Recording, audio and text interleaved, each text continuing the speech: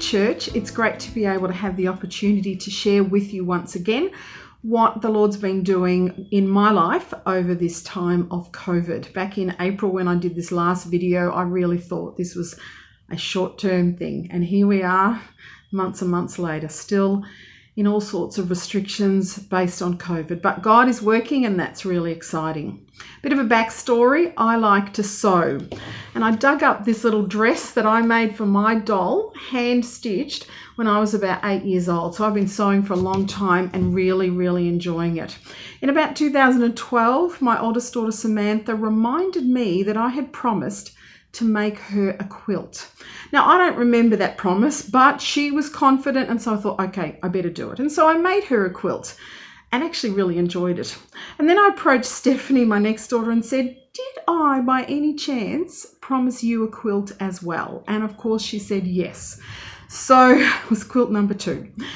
And I was hooked. I've made myself one, and now I've made lots and lots of quilts and really enjoyed doing quilts. So that was 2014 and 2015. About 4 years ago, a friend of mine in Axdale approached me and said, look, you enjoy quilting. We've got a little quilting group in Axdale. Would you like to join us? And I was quite excited about that, and my Friday afternoons have become very precious as I have spent time with the ladies in that quilting group.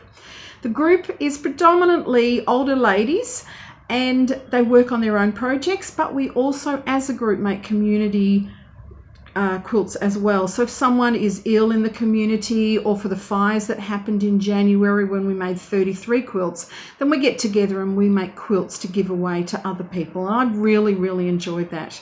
When we knew we were going into lockdown, I was concerned about the ladies because being predominantly older than I am, a lot of them weren't tech savvy, and in Axdale we don't have brilliant reception. But we had our last meeting sometime in March, and the very next Friday I had organised a Zoom link, and we've been Zooming together since then. Now, we normally have about 15 ladies come most weeks, but on Zoom we've only had up to 8, most weeks 3 or 4. And I've really enjoyed the time that we've had together speaking. And what I've found over that time is, if you've done Zoom a lot, you know that only one person can talk, just one person at a time. And it has been a great time for me to learn to listen. Those of you who know me well will be smiling now when I say I like to talk. And I probably think that I know most things. Yep, I know you're smiling now. But this has been a great time, as I've remembered firstly from Philippians 2:4, let each of you look not only to his own interests, but also to the interests of others.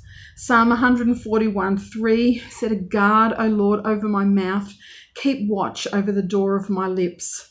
Proverbs 20:12 says, the hearing ear and the seeing eye, the Lord has made both of them.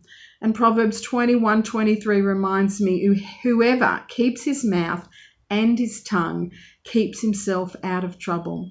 So I've spent a lot of time listening to these ladies, and I have found that so valuable. The opportunity to be able to hear what they are saying, not in the bubble of all the noise that goes on normally on a Friday afternoon, but to listen to them one-on-one and to share in their lives and their joys and their struggles, and to be able to encourage them has been a great thing. On the wall behind me, you can see one of my COVID projects for this year, and I love this project for 2 reasons. Number one, it was so fast to do. Such a simple wall hanging design, and yet you put it together really quickly. The second thing that I love about it is it's called Balancing Act, and it reminds me what a balancing act life is.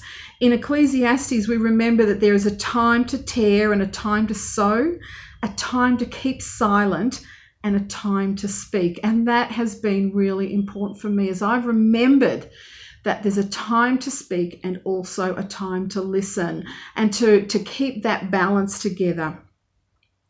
A couple of weeks ago, I started working on a project with my brother, and that's a challenge, working with families, and I explained what we had to do, I thought, really clearly. And off he went to do his part, and all of a sudden I realised he had gone off the rails, and I sent him a message and said, what are you doing? This is not making sense. And he said, but I have to do this. I have to do this. And I was really, really angry with him. James reminds us, my dear brothers and sisters, take note of this. Everyone should be quick to listen, slow to speak, and slow to become angry. But I was angry with my brother, and I was this close to giving up on the project. But God reminded me what I'd been learning, that I needed to listen. And so I gave him time. I said, Tim, we need to talk. Let's get together. Had to be on Zoom because he's in Melbourne and we're up here. So I spent time just listening to him, and I realized that he hadn't actually understood the project, that he'd missed a really important thing that had to be done, and so he'd gone off on that tangent. And now the project's going really, really well. We're working well together, and it could have gone pear-shaped really, really quickly. But God was there reminding me I need to be listening. And I'm really grateful for that opportunity that's happened during this COVID period. Thanks for listening to me. I hope you have a great week.